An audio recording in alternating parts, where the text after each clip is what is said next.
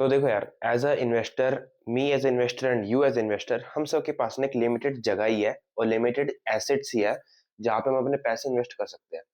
और मैंने कुछ बोर्ड में लिख रखे हैं, तुम्हें पहले मैं बता देता हूँ। For example, PPF which is public provident fund, MTF mutual funds, ETF exchange traded funds, stocks वो तो तुम्हें पता ही है, VC like you can be a venture capital, a private venture capital खासकर, आरई वो मैंने लिख रखा है रियल एस्टेट, आरई से मेरा मतलब है। और इंश्योरेंस इसमें मैंने इसलिए लिख रखा है, वैसे काफी लोग और मैं भी इंश्योरेंस को ना एज इन्वेस्टमेंट कंसिडर करता नहीं हूँ, बट मैं लिख रहा हूँ बस इसको जानबूझ के यहाँ पे। पर काफी लोग बोलते हैं कि insurance is like an investment which you can see. पर देखो, और बाकी एफडी, फिक्स डिपॉजिट, ये कुछ चीजें हैं जो मेरे लिए और आप लोगों के लिए एक इन्वेस्टमेंट के लिए एक जगह है जहाँ पे हम अपने पैसे इन्वेस्ट कर सकते हैं फॉर अ लॉन्ग टर्म, ताकि हम अपना एक तरह से बोल सकते हैं अपनी फ्यूचर थोड़ा सा सिक्योर कर सके। और हाँ, सबसे मेन वो भी जिसके बारे में तुम्हें अब बताना चाहता हूँ, विच इज सेल्फ। सेल्फ इसका मतलब क्या है? अपने ऊपर। तो और देखो, हाँ मैं एक चीज बताता हूँ, अगर आप इंटरेस्टेड हो ना, तो मैंने एक वीडियो बना रखी है रिगार्डिंग सेल्फ के अराउंड। मैं आई बटन पे लिंक दे दूंगा। वो वीडियो थोड़ी सी लंबी हो सकती है, पर अगर आप पे टाइम है, मैं रिकमेंड करूंगा उस वीडियो को जरूर देखना। आपका पर्सपेक्टिव दुनिया की तरफ बहुत बदलेगा। आप अपनी लाइफ में, मैं लिख के दे रहा हूँ, आप काफी आगे निकल सकते हो अगर आप उसको एक अच्छे से समझने की कोशिश करो तो। आई बटन में मैं लिंक दे दूंगा उस वीडियो का, आप जरूर देखना। कंसिडर करना एटलीस्ट देखने के लिए। थोड़ी सी लंबी है, पर काफी वर्थ इट है। हर एक सेकंड वर्थ इट है उस वीडियो के लिए। अगर टाइम है जरूर देखना। तो ये खासकर सेल्फ है जो, ये सबसे बढ़िया एक तरह से इन्वेस्टमेंट का तरीका है। पर इस वीडियो में मैं इसके बारे में बात नहीं करूंगा। इस वीडियो में मैं बात करूंगा about mutual funds and ETFs. अब काफी लोगों को ना इस चीज में डाउट होगा, मैं थोड़े से काट देता हूँ। काफी लोगों को डाउट होगा about ETF and mutual funds, कि वो होते क्या है, क्या चीज है और क्या बेहतर है। देखो, मैं क्या बताऊं, दोनों में ना, दोनों एक 99% चीजें ना दोनों में सेम है। मैं बताता हूँ।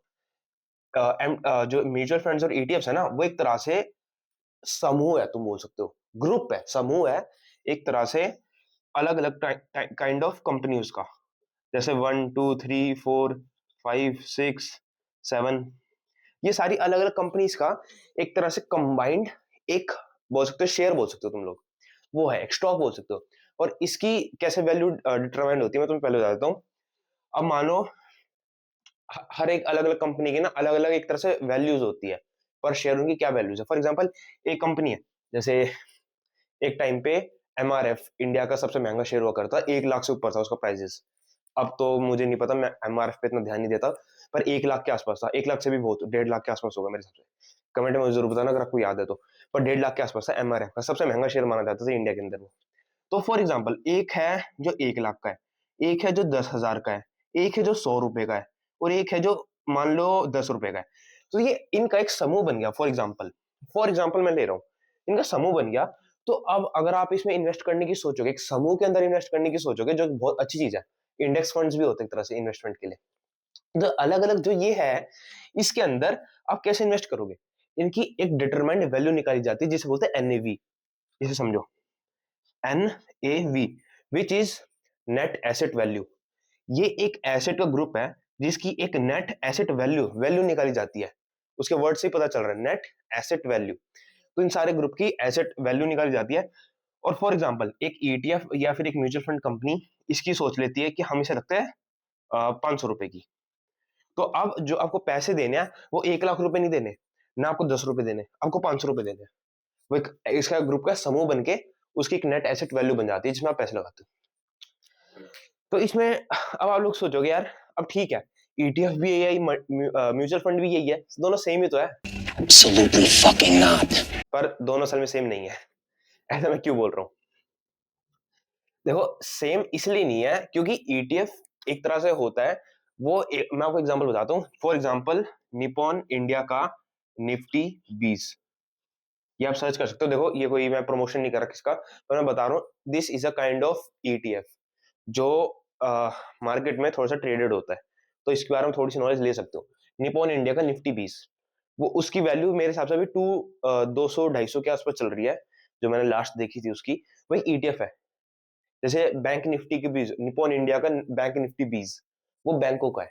अब ये क्या है, एक तरह से आपने निफ्टी 50 का नाम सुना होगा। निफ्टी 50 क्या है, इस दुनिया मतलब I mean to say that India की 50 टॉप कंपनीज, जिसमें नंबर 1 पे रिलायंस चल रही है, मुझे हमेशा याद रहती है। 50 कंपनी जो निफ्टी 50 कंपनी जो इंडिया के अंदर है, जो इनकी वैल्यूएशन बहुत ऊपर तक है और काफी अच्छी है, उनका एक समूह बना रखा है, इंडेक्स फंड बना रखा है, जिसका नाम है निफ्टी 50। निफ्टी 50। और ऐसे ही बैंक निफ्टी, ये आ, ये शायद अपडेटेड हुआ है, 12 से 13 बड़े बड़े बैंक है, उनका एक समूह है ये बैंक निफ्टी है। तो ऐसे ही म्यूचुअल फंड्स होते हैं और ईटीएफ्स होते हैं, जिसके अंदर इनका एक समूह बना देते हैं, जो एक कंपनी खुद के लिए बनाती है, ताकि लोग उसमें ले उनके पैसे ग्रो करें, बेसिकली सिंपल भाषा में। पर इसमें थोड़ा सा फर्क क्या आ जाता है, जो ईटीएफ होता है वो आप कभी भी एक तरह से आप अपने ब्रोकर पे जाके, कहीं भी आप जाके उसमें थोड़ा सा आप कर सकते हो, खुद ही रिसर्च विसर्च करके, लिख के टाइप वाइप करके आप उसमें एक तरह से स्टॉक्स बाय करे जाते हैं, बाय दबा दिया, सेल बटन दबा देता है, उसी तरह ये होता है। आप इसमें कभी भी कर सकते हो। पर म्यूचुअल फंड का क्या सीन होता है, इसका एक स्पेसिफिक टाइम पीरियड होता है कि आप इसी टाइम कर सकते हो, या फिर उसका एक अलग अलग लाइक रूल्स और सेट ऑफ रूल्स भी होते हैं उसके अलग अलग। और इसके अंदर दो चीज होती है, इसके अंदर आपको ईटीएफ के अंदर जब भी आप बाय और सेल करते हो ना, इसमें से आपको ब्रोकरेज लगती है, जिसमें से जो ब्रोकर की ब्रोकरेज होती है सिर्फ वो लगती है। पर म्यूचुअल फंड का क्या सीन होता है, म्यूचुअल फंड में आपकी एक एग्जिट लोड होता है, काफी तरह के लाइक एक छोटे छोटे एक्सपेंसेस होते हैं, मैं आपको दो बता रहा हूँ अभी। तो जैसे एक एग्जिट लोड होता है, एक मेंटेनेंस उसके चार्जेस भी होते हैं जो ईयरली कटते हैं, एक और आपके ये काफी छोटे मोटे चार्जेस होते हैं जो बिल्कुल लाइक नेग्लिजिबल बोल सकते हैं उन्हें, वैसे छोटे मोटे चार्जेस होते हैं। पर इसमें फायदा क्या है, इसमें फायदा वो चार्जेस किस बात पे लेते हैं, वो चार्जेस इसलिए लेते हैं क्योंकि जो आपकी ये जो आपके समूह है, जो आपके म्यूचुअल फंड है, इस फंड को संभालने के लिए बड़े बड़े इन्वेस्टर, बड़े बड़े फंड मैनेजर्स बैठे रहते हैं। उनका उन्हें एक रोल मिल रखा है फंड मैनेजर का, फंड मैनेज करना, फंड मैनेजर उनका उनका वो रोल होता है। उन्हें समझाया जाता है कि आपका काम है इस म्यूचुअल फंड को मैनेज करना, और उसके थ्रू, और वो उनके हाथ में होता है बाय सेल करना, आपके हाथ में नहीं होता वो चीज। बस म्यूचुअल फंड का ये अलग चीज है। आई मीन मैं समझ रहा हूँ ये थोड़ी बहुत कंफ्यूजिंग हो सकती है आपके लिए, पर ये थोड़ी बहुत है कंफ्यूजिंग, इसलिए मैं इस पे वीडियो बना रहा हूँ, क्योंकि है ये थोड़ी बहुत ऐसी चीज। ईटीएफ बेसिकली 50, जैसे ये 7 ग्रुप कंपनी है, इनका समूह बना के 500 रुपए इनकी एनएवी बना दी, सेम इसका है। ये 7 ग्रुप बना के इसका एनएवी 500 कर दिया, दोनों जगह 500 500 है। पर फर्क इतना है कि ईटीएफ में आप उसके खुद के ओनर होते हो, आपको छोटा टुकड़ा मिल जाता है उस कंपनी का, बट उसे आप कभी भी बाय सेल कर सकते हो, ब्रोकरेज उसमें कम होती है। पर उसमें सिर्फ आप अपने इंडिपेंडेंट अपना खुद का दिमाग लगा रहे हो, अपनी खुद की रिसर्च लगा रहे हो। पर इसमें क्या होता है, इसमें एक बड़ा फंड मैनेजर होता है जो आपसे कुछ चार्जेस लेता है, और वो नेग्लिजिबल होता है। नेग्लिजिबल इन द सेंस, अगर आप 10,000 इन्वेस्ट कर रहे हो ना, ये आपकी रेंज पड़ेगी 10 से लेके 100 रुपए के बीच में। ये 100 भी मैं ज्यादा बता रहा हूँ, सही बताऊँ तो 100 भी बहुत ज्यादा बता रहा हूँ, 100 से भी कम होती है, 50 का 10 रुपए से लेके 50 रुपए के बीच में एक आपके वो लगता है, क्योंकि हर एक म्यूचुअल फंड का अलग अलग चार्जेस होते हैं, अलग अलग उनकी एंट्री फीस टाइप के बोल सकते हो, वो फीस अलग होती है, वो एग्जिट लोड अलग होता है, हर एक चीज अलग अलग होती है। पर अगर आप 10,000 इन्वेस्ट कर रहे हो तो आपका 10 से लेके 50 रुपए 100 रुपए तक का बीच में ही रहेगा आपका, जो आपका वो लगती है, चार्जेस लगते हैं। वरना और आपके सारे पैसे इन्वेस्टेड ही जाते हैं। पर हाँ, इस ये चार्जेस इसी रीजन से है क्योंकि एक फंड मैनेजर उसे मैनेज कर रहा है आपके फंड्स को, ताकि क्योंकि देखो, एक फंड मैनेजर का काम ही होता है कि आपके पैसे ग्रो करवाना, उसका बेसिकली काम यही है। उसको दे रखे है, हाँ देखो वो डिपेंड करती है हर अलग अलग चीजों पे, अलग अलग मार्केट की कंडीशंस पे कि क्या चल रहा है। पर उसको इतनी नॉलेज, उस पर एक्सपीरियंस, उस पर दिमाग इसलिए होता है कि वो चीज करके वो आपको बोल रहा है, मार्केटिंग कर रहा है कि आप हमारे म्यूचुअल फंड में लगाओ, उसके पास पैसे जा रहे हैं और वो आपका पैसे ग्रो कर रहा है, तो उसको उस चीज की नौकरी नौकरी करो, एक तरह से आपको पैसे मिल रहे हैं उस चीज के लिए, बढ़ाने के लिए, काम करने के लिए। इन्वेस्टमेंट आपने जो करी, उससे उसका घर चल रहा है, और उस इन्वेस्टमेंट से वो आपको पैसे दे के दे रहा है। और ये एक तरह से ट्रेड हो जाती है कि आप उससे अपना काम निकलवा रहे हो, वो आपसे अपना काम निकलवा रहा है। तो म्यूचुअल फंड और ईटीएफ में बस बेसिकली ये डिफरेंस है। एक छोटे से चार्ज होते हैं, इसमें जो चार्ज नहीं होते, मैं लिख भी देता हूँ, इसमें चार्ज होते हैं और इसमें चार्ज इतने ज्यादा नहीं होते।